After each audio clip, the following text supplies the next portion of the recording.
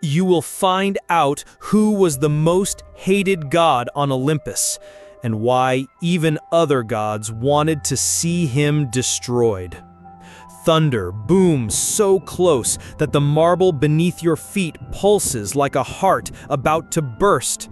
The statues of gods shatter upon impact, limbs and stone faces falling in slow motion, and no one moves to save them. Here, even beauty can die alone. In the center of the hall, a golden throne rests beneath a beam of light that seems to mock it. It's empty, and not by chance. It is the seat of the god that everyone hates, and yet no one dares to banish. You know him only from fragmented stories. Some paint him as a traitor, a thief, a destroyer of pacts. Others as victims of envy that has lasted for centuries. On Olympus, the difference between villain and victim is only who is telling the story. Lightning strikes so close that it freezes the air. The statue of Athena splits in half.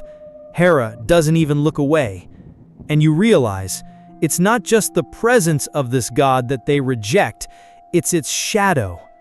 Even its name seems to bring storms. Today, you will hear the accusations and the defenses. You'll see the raw hatred and maybe understand why some still say he was wronged. Because on Olympus, no one is innocent. There are only more useful guilty parties. The entire room turns to face him. The eyes of the gods weigh on your skin like invisible chains. If all Olympus were against you, would you fight to clear your name or use hate as a weapon? Answer. But remember, here, even your answer can be used as a sentence. The Olympic Council Hall stands as an arena made for decisions that not only change the present, but rewrite centuries. Golden columns support a ceiling that seems too low to contain so much gathered power. The air is thick, almost solid, as if each breath needs to be authorized before entering the lungs. In the center, the thrones form a semicircle of golden sentinels, all close, almost touching, except one. The throne of the most hated god is far away, isolated within Olympus itself. It's as if even the marble is afraid to be seen next to it. Zeus stares at the empty seat with a contempt so cold it could freeze a riverbed in midsummer. It is not the explosive fury of lightning, it is the slow poison of those who prefer their enemy to rot alone. On the left, Hera hides nothing. Her gaze is pure blade, sharpened by decades of resentment. Every blink is a sentence, every curve of the lip, a verdict ready to be executed. For Athena, on the other hand, she keeps her face calm. There's no hate there, just strategy. She reads the silence like someone reading a map, calculating each step to turn resentment into an advantage. For her, hate is not an emotion, it is a tool. The sound of footsteps echoes in the entrance. No one turns around immediately, but you feel the tension vibrate through the air like a string about to snap. What is worse, being guilty or being the other god's favorite culprit? You are here, but you don't belong anywhere. Guest or defendant, it has not yet been decided. And on Olympus, you don't need to speak to be condemned. The empty throne seems heavier than all the occupied ones combined. And when it is filled, the silence will end. But the real trial is just beginning. No one is born hated on Olympus. This is a title that needs to be earned, step by step, blow by blow. The hatred that hangs over that throne did not come from a single act. It was built like a fortress, stone by stone, story by story, until it became impossible to topple. First came the betrayals, not a coup d'etat, something more corrosive. Promises made under the heat of alliances, broken with the coldness of an obsidian blade. Apollo still remembers the day his ally withdrew his support at the last moment, leaving him alone before all of Olympus, like the sun covered by a cloud that never went away. Then the sabotage. Poseidon's ships sinking in seas so calm even the seagulls slept. Messages that got lost and changed the course of wars. Actions too small to be punished, but big enough to be felt. And then the public affronts. Banquets interrupted by comments so sharp they cut deeper than a spear. Challenges launched in arenas in front of hundreds of witnesses, always with that smile that was more irritating than defeat. On Olympus, the list of enemies grows faster than the list of conquests. Over time, the most hated god no longer needed to act. His past did that for him. A gesture of courtesy was seen as an insult. Silence like conspiracy. If every mistake you made was counted 10 times worse, how long would you survive? But there's a whisper no one likes to hear. What if some of these stories have been improved? The lie travels fast, but on Olympus, the truth can be even uglier. The walls of the council seem to hold each accusation as if they were metals, and the sound of his footsteps echoes even in his absence. You begin to wonder, is this hatred righteous or just too useful to be abandoned? There are many versions of how it all began, but only one is told quietly, as if speaking out loud could bring back that moment. It was an Olympic banquet. The hall was filled with gold, wine, and practiced smiles. Apollo's music filled the air until a shadow fell over the head table.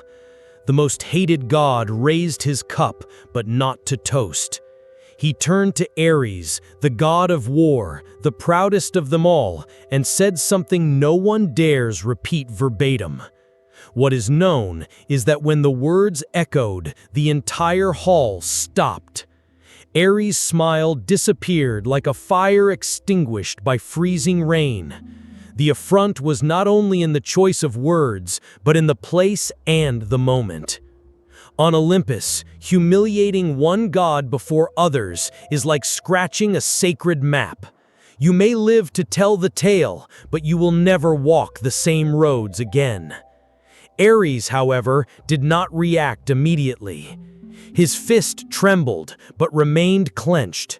Not because he didn't want to fight, but because he knew that reacting there would turn the insult into a victory for the enemy. Maybe he didn't choose the best way to make friends, or any form, really.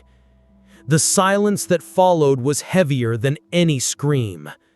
Hera looked away, as if avoiding getting involved in a fight she knew would last for centuries. Zeus pretended to drink, but his eyes never left the scene. Athena just watched and memorized every detail. Would you dare to provoke a god, knowing that he never forgets? That moment was more than an insult.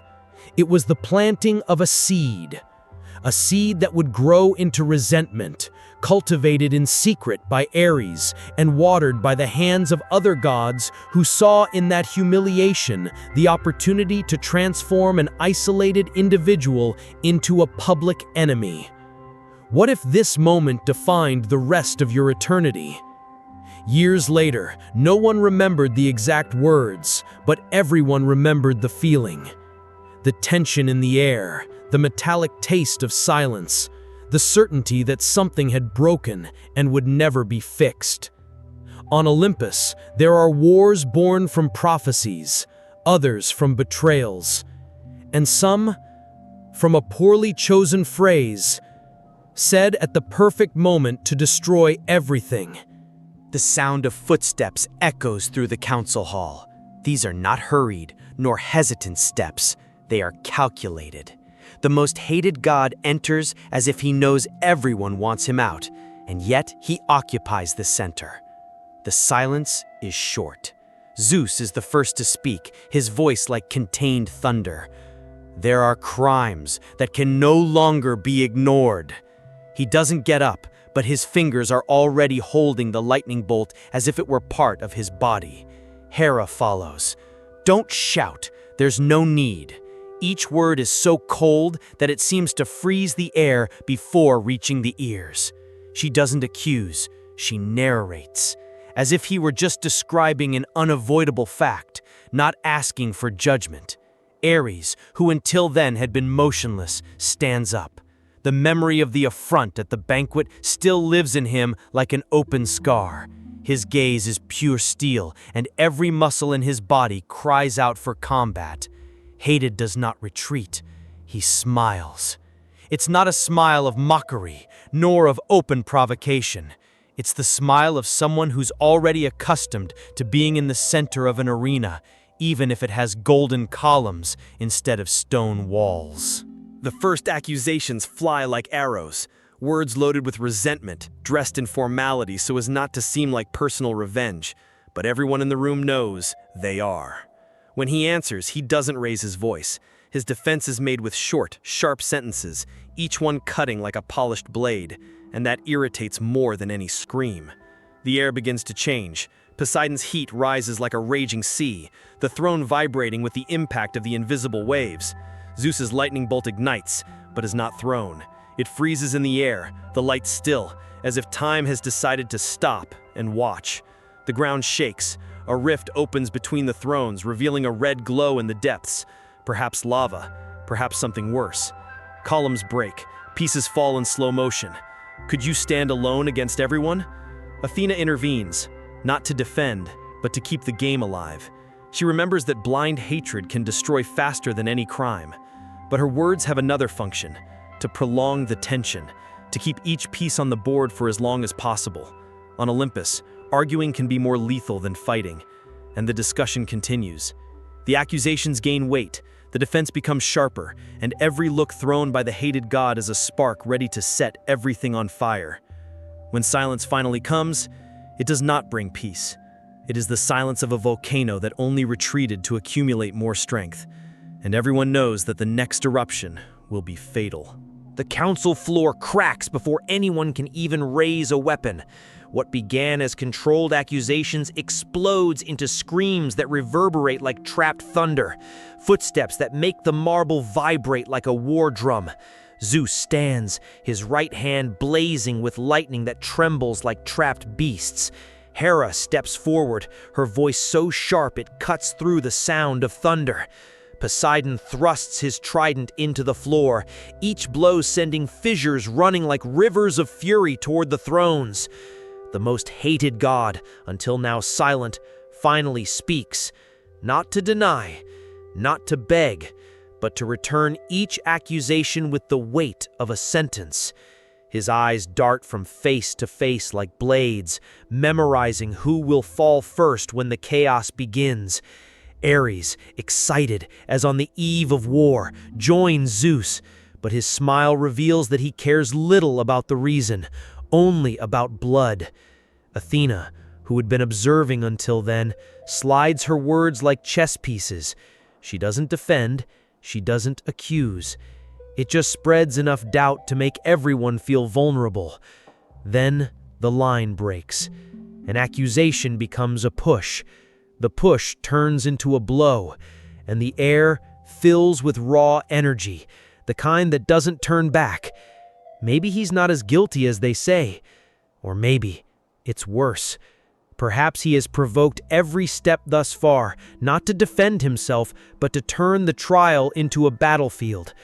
Who is more dangerous, the guilty or the guilt-hungry crowd? Columns shatter, rain of gold and dust descending like a storm. The ceiling groans under the weight of the colliding forces, lightning bolts frozen in the air like spears suspended in time. Would you dare to choose a side here? The smell of burnt stone and divine blood fills the air, and in the center, he, still standing, still hated, and for the first time you understand, maybe it's precisely hate that keeps you alive. Chaos breaks loose as if someone had ripped the sound out of the world. The lightning bolts fade into the air, frozen for an instant before disappearing. The marble fragments that were still falling stopped, suspended, and then touched the ground in deathly silence. In the center of the hall, everyone is breathing heavily. The gods stare at each other, but no new accusations come out. Even hate seems afraid to move. It is then that her shadow crosses the threshold. Nemesis. The goddess of vengeance needs no shouting to announce her arrival. Each step is a verdict. Her eyes, blades, each glance, a surgical cut into the courage of those who dare to face her. She doesn't look at Zeus, not even for the most hated god. Look at everyone. Look at you. Are you done? He asks, his voice so calm it becomes a threat. Silence. Not Hera. Neither Ares. Nemesis smiles, a smile without light. Great, because the worst hasn't happened yet. The columns seem to shrink. The air becomes denser, as if even the room wants to escape. When even revenge awaits, it's because something bigger is on the way. Something that not even the gods want to name. The most hated god looks up, and for a moment, even he seems unsure of what she's going to say. Enjoy this silence. It will be the last. Are you ready for the final settlement? The sound returns, but not the chaos. Just a deep hum, like the sound of very distant thunder. The feeling is clear. He is coming, and there is nowhere to hide. The silence that Nemesis left behind weighs like a stone on the chest. All eyes are on you, not as observers, but as judges. The most hated god is just a few steps away, looking straight into your face. He doesn't ask for help. Don't beg. Just wait.